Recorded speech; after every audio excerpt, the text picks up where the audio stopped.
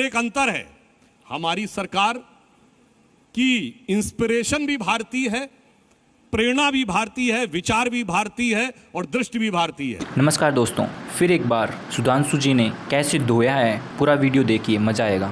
राजनीति का एक ही नाम है, मौका परस्त राजनीति। आइडियोलॉजिकल फाउंटेन हेड आरएसएस ने 52 साल तक तिरंगे को अशुभ कहा और तिरंगा नहीं फहराया। और ये मैं कोई तथ्य बना तो रही नहीं हूँ, ये सार्वजनिक रूप से गठित तथ्य है। किधर है? नटवर सिंह विदेश मंत्री रहे थे, उनकी किताब one life is not enough में उन्होंने खुद लिखा है कि हमारी सरकार में अमेरिका का इतना हस्तक्षेप था, अमेरिका नहीं चाहता था कि मैं विदेश मंत्री बनूं। और अभी तो रुको, क्लाइमैक्स अभी बाकी है। और उन्होंने स्वयं लिखा है, नटवर सिंह ने, कि उस समय अमेरिका चाहता था कि मोंटेक सिंह अहलूवालिया फाइनेंस मिनिस्टर बने। और आपको याद हो, विकीलीक्स के बिल में एक बात आई थी, इसमें हिलेरी क्लिंटन को बड़ा आश्चर्य हुआ था कि प्रणब मुखर्जी कैसे बन गए, ये तो मोंटेक को बनना चाहिए था। मैं तो पूछना चाहता हूं, मोंटेक बनने वाले थे, ये हिलेरी क्लिंटन को पता कैसे था? ये बात पता लगाइए, अभी मजा आएगा ना भिड़ो। और किसकी सरकार में किसका विदेश में प्रभाव रहा है। और आप पीछे जाइए 70-80 के दशक में तो केजीबी का क्या प्रभाव रहा, वो तो एक अलग बात है। मगर हमारा कोई इंस्पिरेशन विदेशी नहीं है, हम बने भी आजादी के बाद हैं। हमारी पूर्ण प्रेरणा भारतीय है। और कम्युनिस्ट हो या कांग्रेस हो, इन सब की कहीं ना कहीं सोच में कर मेरे को जानता नहीं है ये। मगर एक अंतर है, हमारी सरकार की इंस्पिरेशन भी भारतीय है, प्रेरणा भी भारतीय है, विचार भी भारतीय है और दृष्टि भी भारतीय है। अब रही बात इनकी, जो इन्होंने बात कही, तो ये तो हकीकत है। ये बताइए, उन्होंने बांग्लादेश का उल्लेख किया, केवल 80 साल पहले जो सोशल कॉन्फ़िगरेशन पश्चिम बंगाल में था वही पूर्वी बंगाल में था। तो 75% SC ST OBC थे ना, वो तो आज के बांग्लादेश और पाकिस्तान में भी थे। कहां चले गए? कट गए या कन्वर्ट हो गए? यही तो हुआ ना। कट गए से क्या मतलब है? हाँ, बता दो, कट गए मतलब काट दिए गए या कन्वर्ट हो गए, दो ही ऑप्शन है। अदरवाइज उनकी संख्या जो 32% थी, अगर आज 7% पे आ गई तो वो 25% जमीन खा गया। और मैं एक और बात साफ कहना चाहता हूं, वो 20% को आप कभी नहीं बांट सकते जात बिरादरी में। वहां तो 20% इंटैक्ट, 20% अपना है, 80 में टुकड़े करना है। 20% को हमास और फिलिस्तीन तक जोड़ के रखना है। कांग्रेस वर्किंग कमेटी का फिलिस्तीन पे प्रस्ताव है। इन्होंने कहा हम बने भी आजादी के बाद हैं। आजादी के आंदोलन के वक्त तो आप माफीनामा लिखते थे, मुखबिरी करते थे, पेंशन लेते थे, एक एक शहर में जिंदगी गुजार देते थे। आप तो भारत छोड़ो आंदोलन जो महात्मा गांधी ने शुरू किया, आपके जो सबसे आराध्य हैं श्यामा प्रसाद मुखर्जी जी, वो चिट्ठी लिखकर बोलते थे इस आंदोलन का दमन कैसे करो। तो आप कैसे भारतीयता की, राष्ट्रीयता की बात भी कर सकते हैं? आप तो वो पार्टी है जिसके सबसे आइडियोलॉजिकल फाउंटेन हेड आरएसएस ने 52 साल तक तिरंगे को अशुभ कहा और तिरंगा नहीं फहराया। और ये मैं कोई तथ्य बना तो रही नहीं हूं, ये सार्वजनिक रूप से गठित तथ्य है। अब हमारी सरकार थी, उसके रहते हुए हमने ना हुर्रियत नेताओं से खुद बात की, ना उनको पाकिस्तान से बात करने दी। पीडीपी की सरकार रहते हुए हुर्रियत के नेता दिल्ली आते थे ईडी के सम्मन पर, एनआईए की पेशी में इनकी सरकार में रेड कार्पेट वेलकम के साथ आते थे। तो हमने पीडीपी सरकार रहते हुए किया, उसके बाद जो किया वो तो सबको दिखाई पड़ता है, इसमें तो कहीं कोई किंतु परंतु की बात नहीं। कांग्रेस पार्टी एक स्वतंत्र पॉलिटिकल पार्टी है। कांग्रेस पार्टी का CWC हमारी हाईएस्ट डिसीजन मेकिंग बॉडी है। और जिस वक्तव्य का आपने यहां पर उल्लेख किया कि जल्द से जल्द चुनाव हो, पूर्ण राज्य का दर्जा दोबारा दिया जाए, बिल्कुल हमारा स्टैंड वो है। 370 की वापसी नहीं चाहती कांग्रेस? बिल्कुल नहीं, हमारा स्टैंड पूर्ण राज्य का दर्जा। आपसे क्या उम्मीद की जा सकती है, ये मैं जानना चाहती हूँ बीजेपी से। इन्होंने, और आप तो संसद में और संसद में रहकर झूठ बोलते हैं। अरे संसद में रहकर आपको इतनी तो जानकारी होगी कि मुस्लिम्स में भी ओबीसी होता है, ओबीसी रिजर्वेशन उनको भी मिलता है। तो इस तरह की झूठी बातें नहीं करनी चाहिए और अपनी IT सेल की फेक न्यूज को यहां मत फैलाइए। पहली चीज, मैं यहां पर एक बात जरूर बोलना चाहती हूं, इधर उधर का उल्लेख कर दिया, पाकिस्तान तक पहुंच गए। अरे पाकिस्तान तो आप गए थे बिरयानी खाने, सिवई खाने। पाकिस्तान की ISI को हमारी सरजमी पठानकोट में सबसे पहले मोदी जी ने आने दिया। आप किस तरह की बातें करते हैं पाकिस्तान से?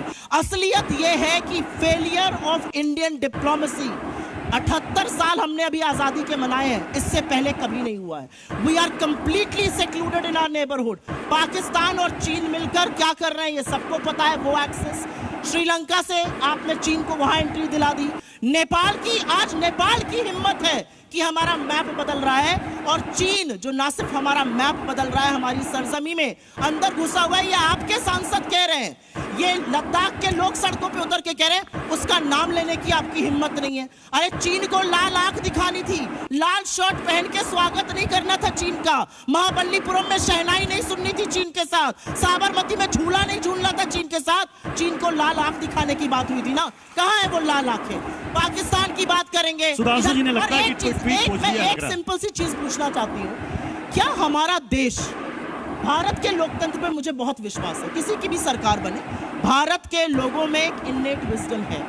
भारत का लोकतंत्र और भारत के लोगों के डीएनए में जो लोकतंत्र है, उसका आप अपमान करते हैं ये कहकर यहाँ पे लोग कट जाएंगे। बिल्कुल नहीं कटेंगे। यहाँ पर अगर वो परिस्थिति कभी बन नहीं सकती है, क्योंकि इस देश के लोग, लोकतांत्रिक लोग, वो परिस्थिति नहीं बनने देंगे। इन्होंने कहा कि भारत में कोई कट नहीं सकता। ये कश्मीर में क्या हुआ था? कहा गया था ना, 5 लाख हिंदुओं से कहा गया छोड़ के चले जाओ और अपनी बेटियां छोड़ के चले जाओ। गिरजा टिक्कू के साथ सामूहिक बलात्कार करके आरे से काट दिया गया था। और मैं पूछना चाहता हूं, जानते हैं इन लोगों के मन में बांग्लादेश वाला एंगल क्यों है? ये बताइए, इस चुनाव में आपके मन में आपके लोग बांग्लादेश जमते हैं। हमने तो पाकिस्तान के 2 टुकड़े करके विश्व का भूगोल बदल के बांग्लादेश बना दिया था। आपकी ये नियत आ गई कि आप बांग्लादेश बता रहा हूं। चुनाव हो रहे थे भारत में, बांग्लादेश के अखबार डेली स्टार में आर्टिकल किसने लिखा? शशि थरूर ने। आर्टिकल का शीर्षक क्या है? Modi has to go. क्यों लिखा बांग्लादेश के अखबार में? इन्होंने यहां पर बात करी कि फलाना कहां कट रहा था। जब 89 में यह हो रहा था, वीपी सिंह की सरकार को किसका समर्थन था? किसके समर्थन से विश्वनाथ प्रताप सिंह की सरकार चल रही थी? भारतीय जनता पार्टी के समर्थन से चल रही थी। ये चुप नहीं रह सकते हैं, इधर उधर की बातें नहीं कर सकते हैं। असलियत यह है कि आपने कश्मीरी पंडितों पर गंदी राजनीति करी, और आज कश्मीरी पंडित खुलकर चुनावी मैदान में उतर कर ये बोल रहे हैं कि आज स्थिति ऐसी है कि आपने उनको बरगलाया, लेकिन वो अपने घर आज भी वापस नहीं जा सकते। चुन चुन कर उनकी हत्याएं हुई, आप चुप रहे।